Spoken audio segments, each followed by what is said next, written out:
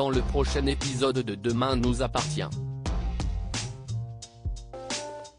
Tandis que Sofia est soupçonnée par la police, Chloé a du mal à accepter son nouveau statut de mère célibataire. Victoire quant à elle confronte Georges. Attention, les paragraphes qui suivent contiennent des spoilers sur l'épisode de Demain nous appartient diffusé demain soir sur TF1. Si vous ne voulez rien savoir, ne lisez pas ce qui suit. Mardi 10 novembre dans Demain nous appartient. Sofia est soupçonnée par la police et après avoir tenté de mettre fin à ses jours, Luc a été hospitalisé. Alors que le jeune homme confie avoir eu envie de mourir car il ne supporte pas l'idée de vivre une vie sans sa sœur à ses côtés, Laura jure que Charlie va finir par se réveiller. En raison de la gravité de son geste, Luc reçoit la visite d'une psychiatre. Même s'il pense que cela ne lui servira à rien, le jeune homme raconte finalement les raisons qui l'ont conduit à vouloir commettre l'irréparable. Pendant ce temps, Aurore informe sa fille qu'elle est convoquée au commissariat pour être interrogée. Bien que Sofia se montre réticente, sa mère fait valoir qu'elle n'a pas le choix. Sur place, la jeune femme revient sur l'histoire de la sextape et précise que si elle avait eu envie de frapper Charlie, elle l'aurait fait à ce moment-là. Lorsque le policier lui demande où elle était vendredi, Sofia indique avoir passé la soirée chez Arthur. Jules est quant à lui convaincu que Sofia est responsable de l'état de Charlie car elle est la seule à avoir des raisons de le faire. Seulement, Nour juge que cela pourrait être n'importe qui puisque beaucoup de personnes la détestent en dehors du lycée. De son côté, Christelle est à bout et manque de faire un malaise. Apeurée à l'idée que Luc refasse une tentative de suicide, l'assistante sociale se reproche de ne pas avoir su protéger les enfants Molina. En fin de journée, Karim se rend chez Aurore et lui explique que sa fille a menti sur son alibi. Afin de tirer cette histoire au clair, le policier fouille la chambre de l'adolescente avec l'accord de sa mère et découvre dans son agenda un mot en date du 6 novembre qui dit « J'ai la haine contre cette salope de Charlie. Je vais la défoncer ». Chloé a eu mal à accepter son nouveau statut de mère célibataire. Désormais mère célibataire, il est devenu difficile pour Chloé de tout gérer toute seule. Afin de trouver une solution qui pourrait leur convenir à toutes les deux, Chloé demande à sa fille de l'aider un peu plus au quotidien. Bien qu'elle soit réticente au départ, Judith propose de garder Céleste pour la soirée pour que sa mère puisse prendre l'air avec ses copines. Pour sa part, Fleur fait des recherches sur l'hôpital Saint-Clair car elle n'est pas certaine d'accepter l'offre de Victor. En effet, elle craint de s'attirer les foudres de Marianne ou que Victor ne s'en serve pour lui faire du chantage.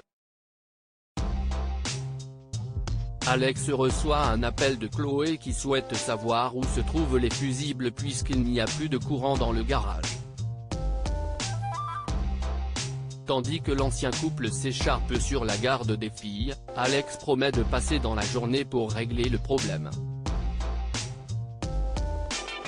En proie au stress, Alex prend une bière du frigo déterminé à céder à la tentation mais Fleur insiste pour qu'ils aillent faire un tour pour lui changer les idées. Dans l'intervalle, Chloé retrouve Sandrine et Morgane au spoon. Même si ses amis sont persuadés qu'elle finira par retomber amoureuse de quelqu'un, Chloé n'est pas sûre de rencontrer un homme qui s'intéresse à une mère célibataire de son âge. En rentrant, Chloé découvre sa maison sens dessus-dessous et Judith affalée sur le canapé. Elle reproche alors à sa fille de ne pas avoir changé la couche de sa petite sœur et Judith, qui n'apprécie pas le ton de sa mère, lance que c'est la dernière fois qu'elle s'en occupe. Victoire confronte Georges et Victoire va chez Sandrine et lui présente ses excuses pour le comportement de Georges. Alors qu'elle déclare qu'elle ne parvient pas à aider son compagnon à surmonter cette épreuve, Sandrine garantit qu'il finira par accepter son handicap. Lorsque la proviseure cherche à savoir comment cela se passe à la maison, Victoire reconnaît que le policier est dur voire agressif par instant. Pour Sandrine, son comportement n'est pas normal et elle doit imposer des limites rapidement avant qu'il ne soit trop tard. Par la suite, Georges casse un vase et somme sa compagne de nettoyer. Tandis que la jeune femme rétorque qu'il peut le faire tout seul, Georges entre dans une colère noire et la blâme pour l'avoir forcé à aller dans la grotte.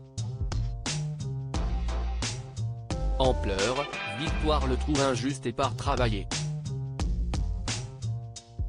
Rémi, qui a assisté à toute la scène, lui fait remarquer qu'il a dépassé les limites mais Georges pense que Victoire ne finira pas sa vie avec un éclopé et exige qu'il la ferme.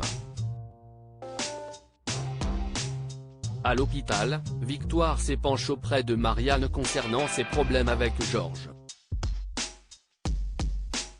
Cette dernière l'encourage à parler franchement avec le policier sans attendre. De retour chez elle, Victoire précise à l'homme qu'elle aime que la situation ne peut plus durer ainsi. Bien qu'elle ait conscience qu'il souffre, il ne peut plus lui parler comme il le fait actuellement. Remonté, Georges lui en veut pour cette expédition et ajoute qu'il n'est pas certain de pouvoir lui pardonner un jour. Victoire quitte ensuite la pièce les larmes aux yeux.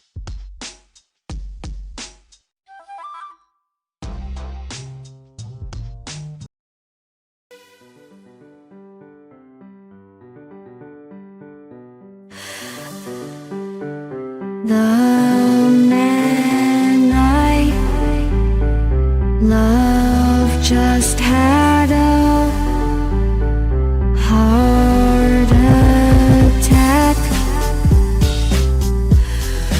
but who needs a heartache? I am a man, she is a